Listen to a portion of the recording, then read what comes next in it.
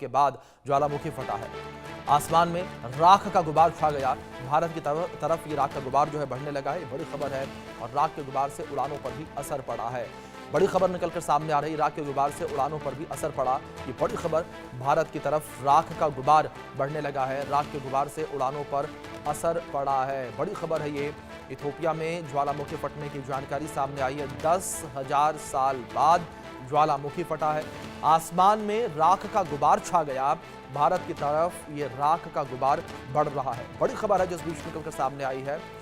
बड़ी update, Ethiopia में ज्वालामुखी फटने की खबर ये निकलकर सामने आई है। 10,000 साल के बाद ज्वालामुखी फटा है। बड़ी खबर ये फिलहाल जो सामने आ रही है। आसमान में राख का गुबार छा गया और भारत की तरफ राख का गुबार बढ़ रहा है। इथोपिया में ज्वालामुखी के फटने को लेकर यह खबर है।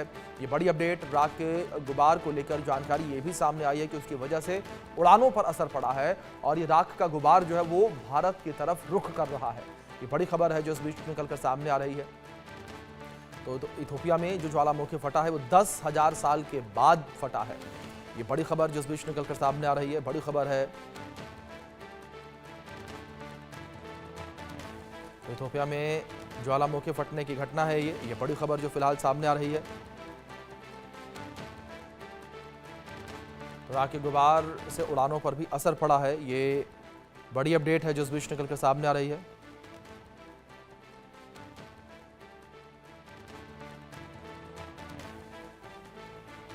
इथोपिया में ज्वालामुखी फटने की एक खबर निकलकर सामने आई है। बड़ी खबर है जो फिलहाल निकलकर सामने आई है। इथोपिया में ज्वालामुखी फटा और एक रेयर घटना इसे माना जा रहा है।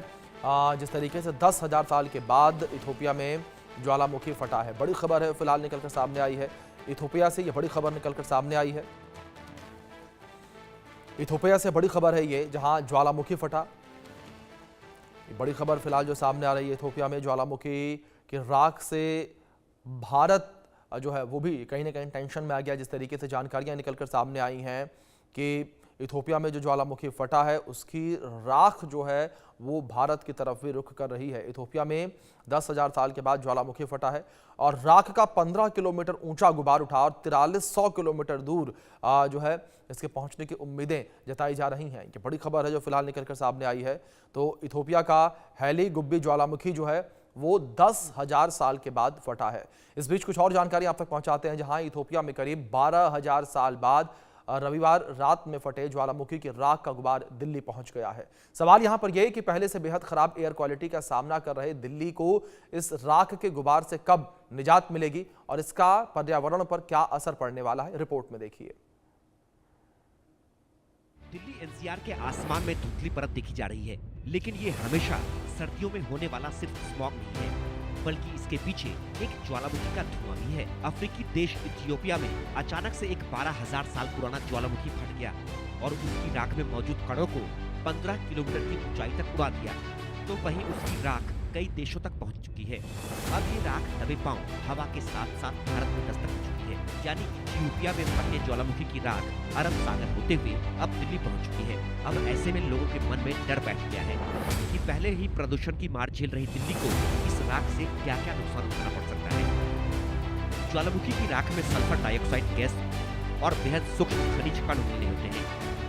ये राख चूल्हे, ये लकड़ी की मुलायम राख जैसी नहीं होती, बल्कि सख्त चट्टान, मिनरल्स और ज्वालामुखी ग्लास के तेज धारदार कणों का मिश्रण होती है। इनके कणों का आकार इतना बारीक होता है कि वे हवा में तैरते रहते हैं। कई बार इन कणों में क्रिस्टलाइन सिलिका भी होती है, जो सेहत के लिए सही नहीं होती। वैज्ञानिकों का कहना है कि ज्वालामुखी की राख के संपर्क में आने से आंख, स्किन और रेस्पिरेटरी सिस्टम से जुड़ी परेशानियों का सामना करना पड़ सकता है। खांसी, गले में जलन, आंखों का लाल होना, सिर दर्द या थकान जैसे लक्षण दिख सकते हैं। ज्वालामुखी की राख में सल्फर डाइऑक्साइड और चट्टान के कण होते हैं। इससे आसमान में अंधेरा दिखता है। इसका सीधा और सबसे बड़ा असर हवाई यात्रा पर दिखता है।